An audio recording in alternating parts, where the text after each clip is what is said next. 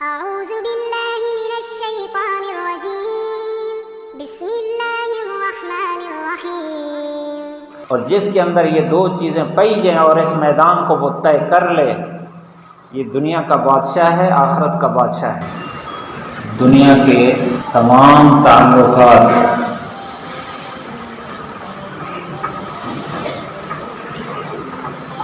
میں مقصود کوئی نہ کوئی غرض ہوتی ہے۔ دو تعلق ایسے ہیں جن میں کوئی غرض نہیں۔ ایک ایمان والے کا اللہ تعالیٰ کے ساتھ تعلق،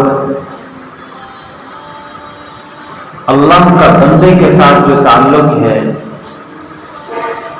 اس میں اللہ تعالیٰ کی کوئی غرض نہیں، اور حضور صلی اللہ علیہ وسلم کی امت کے ساتھ جو محبت اور تعلق ہے، اس میں بھی کوئی غرض نہیں۔ اللہ تعالیٰ نے قرآن مجید میں فرمایا، یا ایھا الناس انتم الفقراء الی اللہ، لوگو تم سارے کے سارے اللہ تعالیٰ کے محتاج ہو۔ اور اپنے بارے میں فرمایا، واللہ هو الغنی، اللہ تعالیٰ بے نیاز ہے، اس کو کسی کی ضرورت نہیں۔ اس کے باوجود ایمان والوں کے ساتھ جو تعلق ہے، ظاہر بات ہے جب وہ محتاج ہی نہیں ہے بندوں کا، تو اس کا یہ تعلق بغیر کسی غرض کے ہے۔ اور اللہ کے نبی صلی اللہ علیہ وسلم کا جو مقام مرتبہ ہے، آپ کو ہمارے تعلق کی ضرورت نہیں۔ اللہ تعالیٰ نے فرمایا، وَلَسَوْفَ يُعْطِيكَ رَبُّكَ فَتَرْضَىٰ، اللہ آپ کو اتنا دے گا کہ آپ خوش ہو جائیں گے۔ اللہ کی عطا اتنا ہے تو بندوں سے دنیاوی کوئی مفاد نہیں ہے، کوئی غرض نہیں۔ تو اللہ اور اس کے رسول نے ایمان والوں کو جو کچھ بتایا ہے، تو وہ احساناً بتایا، وہ اللہ کا احسان ہے، اللہ کے نبی کا احسان ہے، اور اس میں سراسر فائدہ ہے۔ اور اللہ نے اور اللہ کے رسول صلی اللہ علیہ وسلم نے ہر وہ چیز بتا دی ہے جس میں انسان کا نفع ہے، ہر اس چیز سے روک دیا ہے جس میں انسان کا نقصان ہے، کیونکہ ان کی ذاتی کوئی غرض نہیں ہے ہمارے سے۔ جو کچھ بتایا خالصتاً فرمایا، خیر خواہی کے ساتھ بتایا ہے۔ فرمایا، حریص علیکم، اللہ کے نبی کی صفت تم پر حریص ہے، یعنی تمہاری نیکی پر حریص ہیں، کسی طرح تم نیکی کی طرف آ جاؤ۔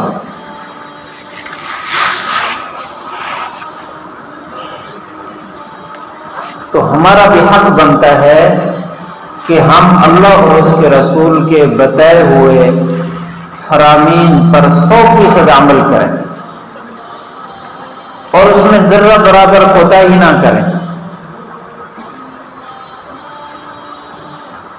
ہمارا حق بنتا ہے۔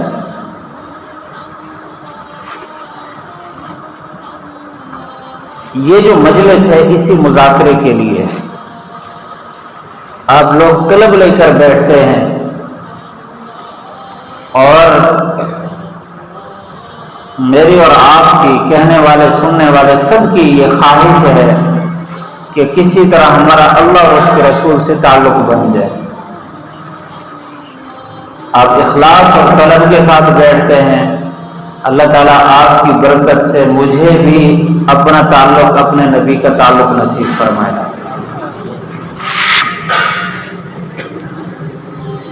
انسان کے اندر اللہ تعالیٰ نے وہ ساری صفات رکھ دی ہیں جن صفات سے یہ اللہ سے تعلق بناتا ہے، اللہ کے رسول سے تعلق بناتا ہے۔ میری بات پوری توجہ سے سنیں، جو یہ کھیل رہے ہیں میری طرف دیکھیں، ہاتھ پاؤں کے ساتھ نہ کھیلیں۔ طلب کے ساتھ بیٹھیں گے تو انشاءاللہ کچھ پلے پڑے گا. سیدھے ہو جائیں آپ، سیدھے ہو کے بیٹھیں.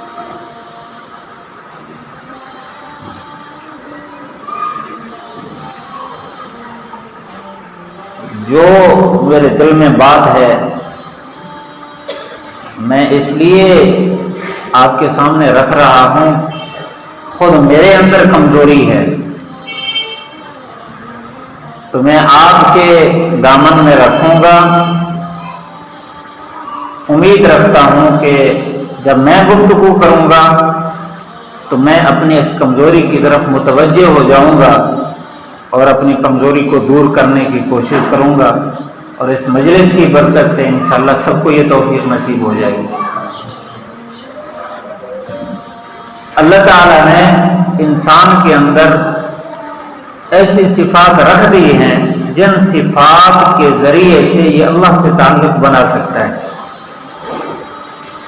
ان صفات میں سے ایک صفت حرص ہے. حرص، یہ حرص انسان کے اندر صفت ہے، اور اللہ تعالیٰ نے جتنی بھی صفات رکھی ہیں ساری کی ساری اپنے ساتھ تعلق بنانے کے لیے رکھی ہیں. لیکن اللہ تعالیٰ نے کیونکہ دنیا کو دار الامتحان بنایا، اس لیے اس صفت کو اللہ تعالیٰ نے مجبوراً اپنے لیے استعمال نہیں فرمایا. اس میں انسان مجبور نہیں ہے، اختیار دیا ہے. وَهَدَيْنَاهُ النَّجْدَيْنِ، دو راستے بھی بتا دیے. یہ جو حرص ہے اس کو اچھے لفظ سے تعبیر کریں تو انسان کا کسی میدان میں پرجوش رہنا، حریص رہنا، یہ انسان کی ایسی صفت ہے. اس صفت کے بغیر کسی میدان کو انسان فتح نہیں کر سکتا. اگر کسی میدان کو فتح کرے گا تو اس صفت کے ساتھ کرے گا. یہ بڑی اللہ تعالیٰ کی طرف سے اعلیٰ صفت دی گئی ہے، اعلیٰ انعام دیا گیا ہے. حرص،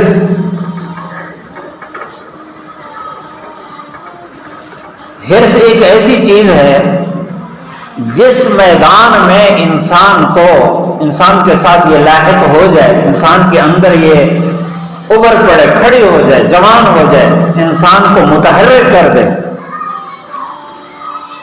اکثر ایسا ہے کہ انسان اس میدان میں کامیاب ہو جاتا ہے.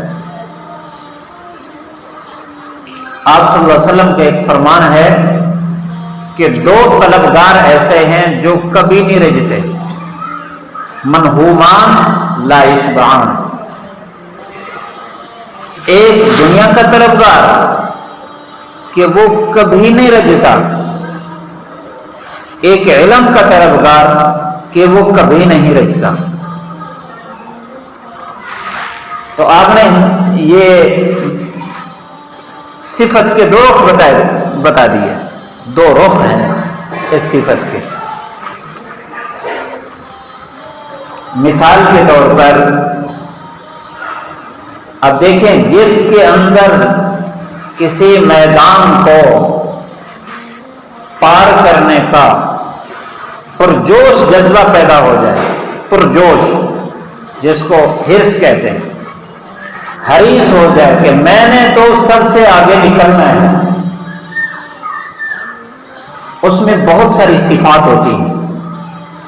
ایک صفت اس کے اندر یہ ہوتی ہے کہ وہ اپنی خیر کو نہیں دیکھتا، اپنی کمی کو دیکھتا ہے. اپنی خیر کو نہیں دیکھتا، یعنی اپنے قدم کے آگے بڑھنے کو نہیں دیکھتا، پیچھے رہنے کو دیکھتا ہے. مثال کے طور پر موٹر سائیکل ہیں، دو مقابلے میں چل رہے ہیں، نوجوان زیادہ بیٹھے ہیں، ان کے ذہن کے مطابق میں مثال دے رہا ہوں.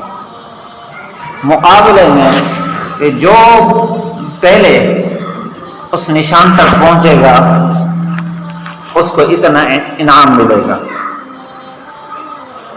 یہ جو دو مقابلے میں جا رہے ہیں دونوں پرجوش ہیں، جذبہ دونوں کے دل دماغ میں اعلیٰ درجے کا پایا جا رہا ہے، دونوں حریص ہے اس بات کے کہ میں وہاں پہلے پہنچوں۔ اب اس صورت میں جب چلائیں گے مقابلے میں تو کوئی آدمی اپنے اچھائی پر اکتفا نہیں کر رہا ہوگا۔ مثال کے طور پر موٹر سائیکل کے کتنے گیئر ہوتے ہیں؟ 4 ہوتے ہیں۔ اب پہلے گیئر پر اس کو لگایا تو وہ یہ نہیں سوچے گا کہ میں نے پہلے گیئر پر لگا لیا، اتنا کام تو کر لیا، یہ کافی ہے، بلکہ وہ یہ سوچے گا کہ میں نے دوسرے میں کیوں نہیں لگایا، میں نے تیسرے میں کیوں نہیں لگایا، میں چوتھے تک کیوں نہیں پہنچا۔ یعنی اپنی کمزوری پر اس کی نظر ہوگی کہ اس کمزوری کو میں کسی طرح جلدی دور کروں۔ اگر وہ آگے بڑھنے کی کوشش کر رہا ہے تو وہ اپنی ساری صلاحیتیں اپنی کمزوری کی طرف متوجہ کر کے کون سی کمزوری پائی جا رہی جس کو میں ابھی دور کر کے میں سے آگے نکلوں۔ وہ اکتفا نہیں کرے گا کہ ایک گیئر تو لگا لیا ہے، 2 تو لگا لیے ہیں، 1 ایکڑ تو سفر کر لیا، یہ تھوڑا ہے۔ اس طرف اس کی نظر نہیں ہوگی، اس کی نظر ہوگی کسی طرح میں کمزوریوں کو ختم کروں۔ دوسری بات کہ وہ جتنا اپنی صلاحیت خرچ کرے گا اس کو وہ کم سمجھے گا کہ میں نے کم محنت کی ہے، مجھے اس سے زیادہ محنت کرنی چاہیے، اس کو کم سمجھے گا۔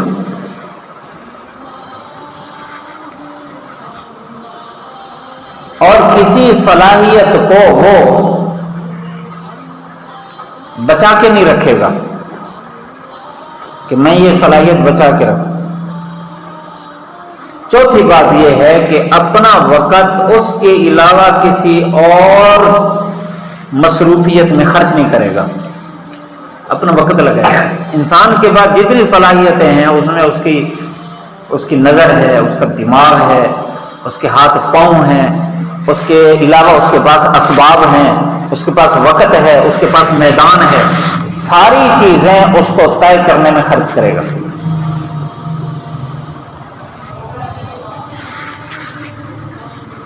ہمیں قرآن حدیث میں غور کرنے سے یہ معلوم ہوتا ہے کہ اللہ اور اس کے رسول نے ہمیں خیر کے کام میں ہر وقت حریص اور پرجوش رہنے کا حکم فرمایا ہے۔ یہ مجمع طلباء کا بھی ہے اور باہر کے احباب بھی ہیں، سارے ہم طالب علم ہیں، کچھ علم کے طالب ہیں، کچھ خیر کے طالب ہیں، نیکی کے طالب ہیں، اور سب ہم اللہ کے تعلق اور قرب کے طالب ہیں۔ اللہ کے نبی صلی اللہ علیہ وسلم کا یہ فرمان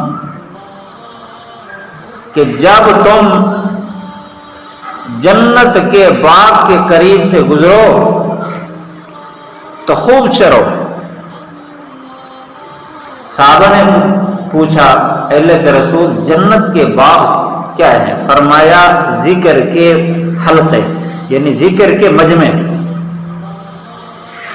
یہاں جو قابل غور بات ہے، آپ نے یہ نہیں فرمایا کہ جنت کے باغات سے گزرو تو تھوڑی دیر وہاں بیٹھ جاؤ، وہاں سے سایہ حاصل کرو، وہاں سے نفع حاصل کرو۔ آپ نے جو لفظ بولا ہے فرتعو، خوب چرو۔ اب انسان چرتا تو نہیں ہے، انسان اگر کوئی چیز لیتا ہے تو اس کو کھانا کہتے ہیں، چرنا تو جانور کا ہے۔ اللہ کے نبی صلی اللہ علیہ وسلم یہاں یہ لفظ بول رہے ہیں، مجھے اور آپ کو اللہ کے نبی صلی اللہ علیہ وسلم نے ایک جذبہ دیا ہے، اس میں جذبہ دیا ہے کہ چلو فضائل اعمال میں یہ آپ حدیث سنتے ہیں، پڑھتے ہیں۔ شیخ الحدیث رحمۃ اللہ علیہ نے یہ لکھا ہے کہ یہاں بتایا گیا کہ حریص بنو کہ جانور کو جب چھوڑا جاتا ہے، جانور اس کے اندر یہ ساری صفات پرجوش ہونے کی، حریص ہونے کی موجود ہوتی ہے۔ جانور کو قلعے سے چھوڑا، ساتھ ہی چراگاہ ہے، گھاس ہے، تو وہ کیا کرتا ہے؟ پورا زور لگاتا ہے، ساری صلاحیتیں خرچ کرتا ہے کہ میں کسی طرح اس پر منہ ڈال لوں۔ اگر کسی بچے نے اس کو پکڑ رکھا ہے جس کو وہ کھینچ کر لے جا سکتا ہے چراگاہ میں، تو وہ پورے زور کے ساتھ اپنی ساری تکالیف برداشت کرتا ہے، وہاں پہنچا دیتا ہے۔ اور وہ اتنی جلدی منہ مار رہا ہوتا ہے کہ عام حالت میں اتنا جلدی منہ نہیں مارتا، جب چراگاہ میں چل رہا ہوتا ہے بڑی جلدی سے منہ مار رہا ہوتا ہے۔ اور اس دوران اگر کوئی آدمی ڈنڈے مارے اس کو اور اس کا رخ تبدیل کرنے کی کوشش کرے، جب تک اس میں ہمت ہے اس وقت تک وہ نہ منہ موڑتا ہے، نہ رکتا ہے، نہ وہ اپنا منہ بند کرتا ہے، یعنی ساری صلاحیتیں خرچ کرتا ہے۔ یہاں جو سبق دیا گیا وہ یہی دیا گیا کہ نیکی کے کام میں ایمان والے کو ہر وقت پرجوش رہنا چاہیے، حریص رہنا چاہیے، ہر وقت حریص رہنا چاہیے۔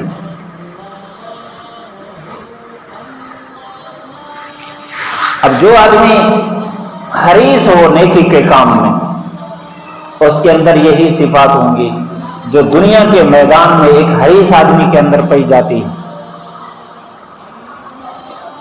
آپ نے دیکھا سنا کاشتکاروں سے، ہم نے تو کئی دفعہ سنا، کہتے اس دفعہ بہت گھاٹا آیا ہے۔ اگر ان سے پوچھا جائے بھئی گھاٹا کیسے، آپ کی گندم، آپ کا کمال، آپ کے چاول اور آپ کا باجرہ تو ماشاءاللہ اتنے کا بکا ہے، بہت پیسے آپ کو میسر ہوئے، وہ کہے گا کہ مثال کے طور پر 50,000 اس کو بچ گیا ہے، وہ کہے گا مجھے 10,000 گھاٹا آیا ہے۔ کیسے گھاٹا آیا؟ کہ میرے ذہن میں تھا کہ مجھے 60,000 بچے گا، مجھے 50,000 بچا ہے، تو میرے ذہن کے مطابق 10,000 مجھے نقصان ہوا ہے، حالانکہ 50,000 سارا کا سارا خرچے کے علاوہ اس کے پاس موجود ہے۔ کیوں؟ اس لیے کہ وہ اپنی سوچ میں اس سے آگے بڑھنے کی کوشش کر رہا تھا، وہ یہ نہیں سوچتا تھا کہ چلو 50,000 آ گیا کافی ہے، نہیں، وہ اس کو کم سمجھ رہا ہے، اس لیے کہ وہ نفع میں حریص ہے۔ تو جو نیکی کے میدان میں انسان حریص ہوتا ہے، وہ کسی لمحہ کسی نیکی کو کم سمجھ کر چھوڑتا نہیں ہے، وقت ضائع نہیں کرتا، اور جتنا نیکیاں کر لی ہیں اس کو کچھ نہیں سمجھتا، یہ تو بہت کم ہے، جتنا محنت کر لی اس کو کم سمجھتا ہے، یہ تو بہت کم ہے، مجھے تو اس سے بھی زیادہ محنت کرنی چاہیے۔ لیکن اس وقت حالات بالکل الٹ چل رہے ہیں، اس لیے ہمیں فکر مند ہونا چاہیے۔ ہمارا حال یہ ہے کہ دنیا کے حوالے سے تو ہمیں حرص بہت ہے،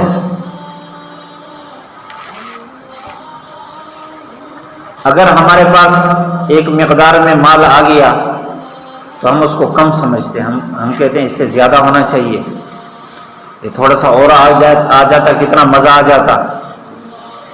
اور دین کے حوالے سے، نیکی کے حوالے سے ہم تھوڑے پر اکتفا کر لیتے ہیں۔ ہمارا یہ مزاج انتہائی خطرناک مزاج ہے۔ یوں سمجھیں کہ ہم دنیا کے اندر آئے ہیں، دنیا ایک نیکی کی چراگاہ ہے۔ آپ صلی اللہ علیہ وسلم ہمیں فرما رہے ہیں کہ تم نے اس کو اس طرح حاصل کرنا ہے جس طرح جانور چراگاہ میں منہ ڈالتا ہے، اس کو چھوڑ دیں اگر تو وہ جب تک اس میں گنجائش باقی ہے وہ اپنا منہ نہیں اٹھائے گا.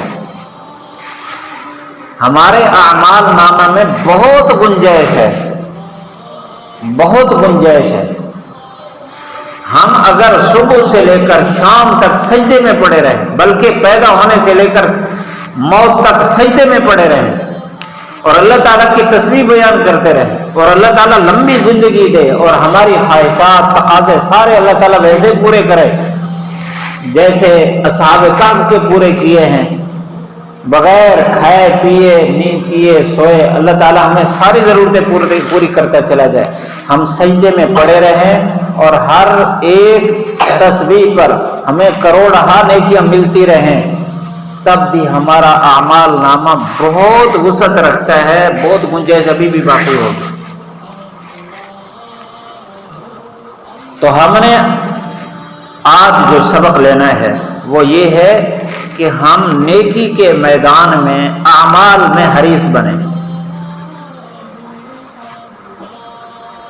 جتنا نیکی کریں اس کو کم سمجھیں اور بہتر سے بہتر وزنی سے وزنی نیکی تعداد میں زیادہ اور وزن میں زیادہ اس کو بنانے کی پوری کوشش کریں. ہماری ساری توجہ اس میدان میں ہو، ساری وہ صلاحیتیں وہ ساری چیزیں جو ایک مقابلہ کرنے والے کے ذہن میں ہوتی ہیں جذبات میں ہوتی ہیں وہی ہمارے اندر ہوں. ہم جب تک پرجوش مسلمان نہیں بنیں گے، حریص مسلمان نہیں بنیں گے، نیکی پر حریص مسلمان نہیں بنیں گے، اس وقت تک ہم خیر کو جمع نہیں کر سکتے. یہ بات صحابہ اکرام میں پائی جاتی تھی. آج میں ایک حدیث پڑھ رہا تھا، ایک صحابی نے قرض لیا کسی سے 1000 درہم قرض لیا کہ مجھے کہیں سے ملنے والے ہیں فلاں تاریخ کو، جب وہ مجھے ملیں گے میں آپ کو دے دوں گا. انہوں نے دے دیا. جب وہ تاریخ آئی اس سے اگلے دن وہ صحابی گئے، جا کر پوچھا کہ آپ کو تنخواہ مل گئی ہے، آپ کو جو پیسے ملنے تھے وہ مل گئے؟ انہوں نے کہا مل گئے. تو بڑی سختی سے کہا کہ ابھی میرا قرض ابھی واپس کرو ابھی. تو وہ گھر گیا، جا کر قرض لے آیا، اس کو دے دیا. کچھ عرصے کے بعد ملاقات ہوئی، محسوس کیا انہوں نے کہ انہوں نے بڑی سختی کے ساتھ میرے سے قرض کا مطالبہ کیا، میرے میں اختیار کرنی چاہیے تھی. کچھ عرصے کے بعد پھر ملاقات ہوئی تو اب جو قرض دینے والے تھے وہی پوچھ رہے تھے کہ آپ کو اگر قرض ضرورت ہو تو میں آپ کو دے دوں. انہوں نے کہا کہ واقعی مجھے ضرورت تو ہے. گھر گئے، تھیلی لے کر آئے، اپنے گھر والی کو بلایا، فلاں وہ جو تھیلی پڑی ہے وہ لے آؤ. وہ تھیلی لے کر آئی، دیکھا تو یہ وہی تھیلی تھی 1000 درہم کی جو پچھلی دفعہ انہوں نے قرض میں ادا کی تھی. حیران ہو کر پوچھنے لگے کہ اس وقت تو آپ نے اتنی جلدی کے ساتھ اور سخت لہجے میں قرض میرے سے وصول کیا، ایسے لگتا تھا آپ کو بڑی سخت ضرورت ہے، لیکن اتنا عرصہ ہو گیا ابھی آپ کے پاس اسی طرح موجود ہے، جب آپ کو ضرورت نہیں تھی تو آپ نے اتنا سختی سے کیوں وصول کیا؟ تو انہوں نے کہا یہ ایک روایت میں نے آپ سے سنی تھی، آپ نے حضور صلی اللہ علیہ وسلم کے واسطے سے یہ بات کی تھی کہ صدقہ کرنے کا جتنا ثواب ہوتا ہے اس سے زیادہ ثواب کسی کے پاس قرض ہو اور اس کو مہلت دے. قرض جتنے دیر قرض رہے روزانہ اس سے زیادہ ثواب قرض دینے پر ملتا ہے. مثلا 1000 روپیہ صدقہ کیا، 1000 روپیہ کسی کو قرض دیا ہے تو روزانہ 1000 روپیہ صدقہ کرنے کا ثواب ملے گا.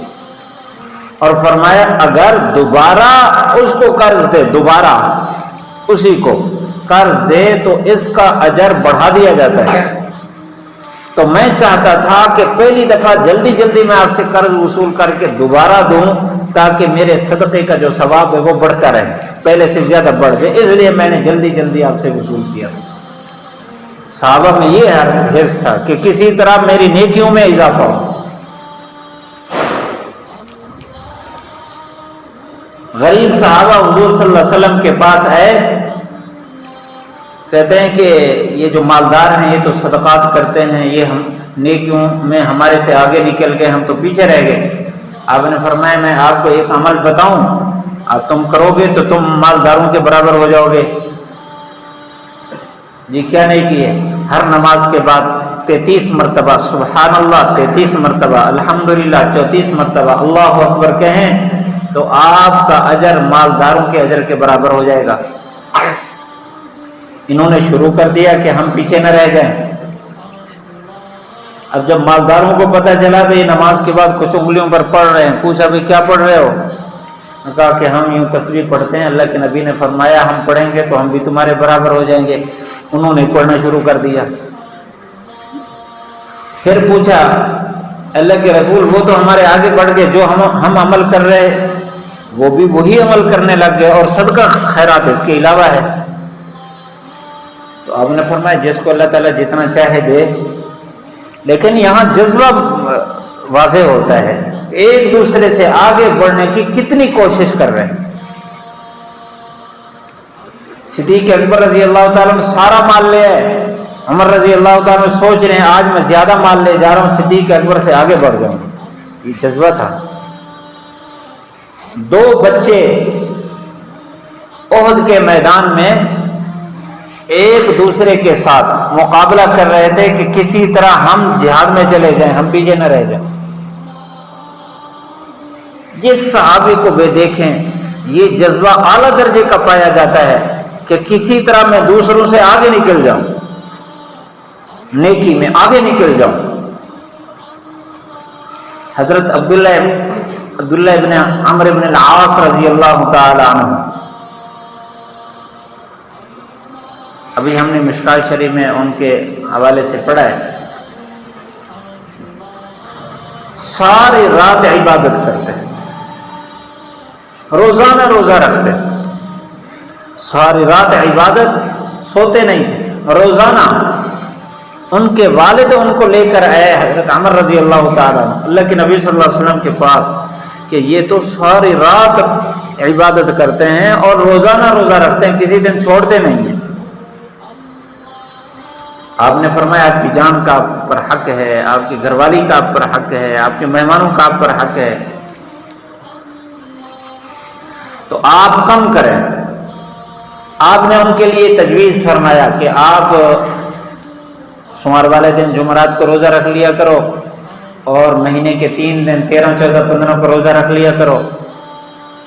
یہ آپ کے لیے ایسے جیسے سارا زمانہ روزہ رکھنا۔ آپ نے تسلی بھی دے دی، اور آپ نے فرمایا ایک حصہ گھر والوں کو دو، ایک حصہ آرام کرو، ایک حصے میں عبادت کرو رات کو۔ آپ نے یہ بھی خوشخبری سنا دی تھی کہ جس نے عشاء کی نماز جماعت کے ساتھ پڑھی آدھی رات کی عبادت کا ثواب، جس نے فجر کی نماز جماعت کے ساتھ پڑھی پوری رات کی عبادت کا ثواب۔ یہ خوشخبریاں آپ نے سنا دی تھی، لیکن کیا کہتے ہیں اللہ کے رسول میں اس سے بھی زیادہ کی طاقت رکھتا ہوں، مجھے اجازت ہے۔ آپ نے مزید اجازت دی کہ چلو آپ دن کو آپ اتنے روزے مزید رکھ لیا کرو اور اتنا عبادت کر لیا کرو۔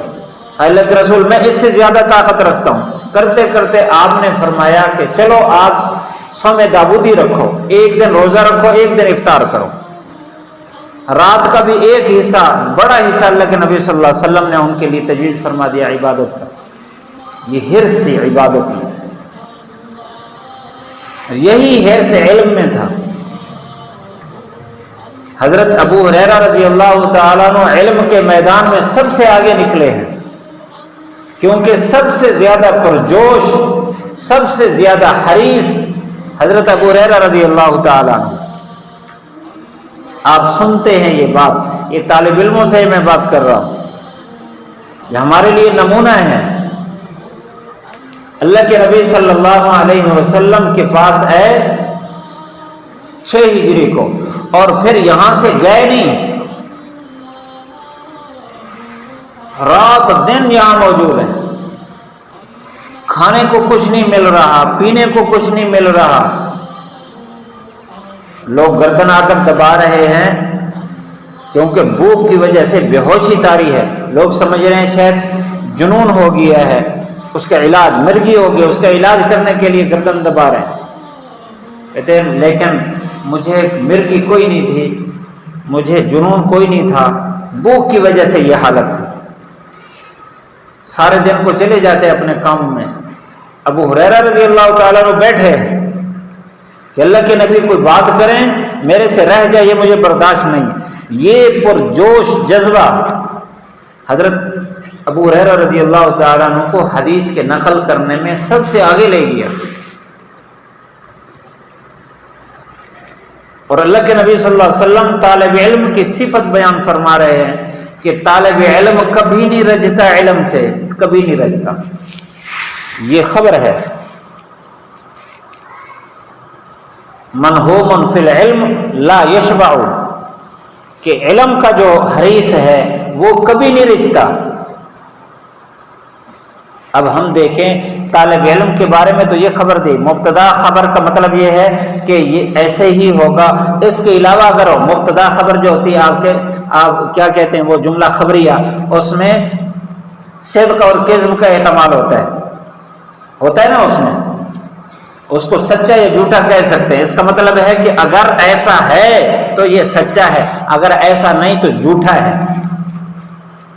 تو طالب علم کو مبتدا خبر کی صورت میں بیان کر دیا کہ طالب علم وہ علم سے کبھی نہیں رجتا۔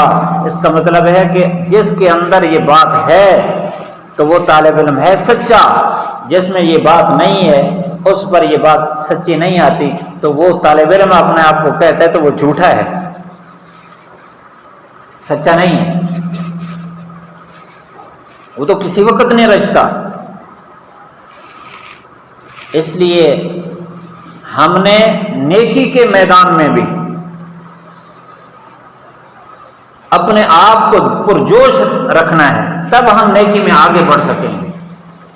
اگر سستی آ گئی، کاہلی آ گئی، خیرے کر لیں گے تو پھر اللہ کے نبی صلی اللہ علیہ وسلم جس میدان میں ہمیں لگا رہے ہیں ہم اس میدان میں نہیں ہیں۔ آپ تو فرما رہے ہیں کہ ہر نیکی کو پرجوش طریقے سے، جذبے سے اس کو لینا ہے، اس کو ضائع نہیں ہونے دینا۔ اسی طرح علم میں اگر ہم سستی کر رہے ہیں، کاہلی کر رہے ہیں اور ہم وقت ضائع کرتے ہیں، پڑھائی کے دورانیے میں وقت ضائع کرتے ہیں، کھیل کود میں، گپ شپ میں، دوسری مصروفیات میں، سونے میں، تو اس کا مطلب ہے ہم طالب علم نہیں ہیں۔ تو ہمیں پرجوش ہونا ہے۔